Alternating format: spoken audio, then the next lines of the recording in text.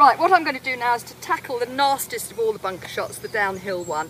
And this really is difficult because you've got so much ground here behind the ball, and it's very difficult to get the club head back without scuffing the sand, which would obviously break the rule, or hitting the bank there. So the first thing I've got to do with this is to stand with my shoulders parallel to the slope. My right shoulder up high, all my weight on my left foot, and this is probably the widest stance of any golf shot you'll ever play. So you set yourself up there, very, very wide stance, hardly any weight on the right foot. You hang out from the slope. It feels very uncomfortable. So you set up like that. That will allow me to swing up and down the slope. So again, very wide stance. I'm actually opening the club face slightly, and I'm looking at the sand behind the ball, and I can now get up and down the slope. And the ball will only come off fairly low. That got nicely out of the bunker, but it's only going to come up 2 or 3 feet. You're not going to get out of a massive face in front of you. So let's try that again.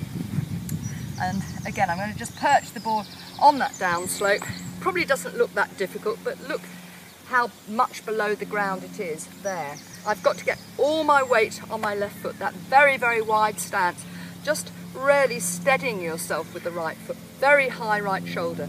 Now, if you don't do that, if you get in the wrong position here, you've got to break your wrists, and you've really got no chance of getting the club back and through. So it's that very, very wide stance, right shoulder up high, slightly open club face, 2-inch gap between the club and the ball. I'm looking at the sand, and I've got to get myself up and down. Have a little practice to make sure you can do it there. Look at the sand,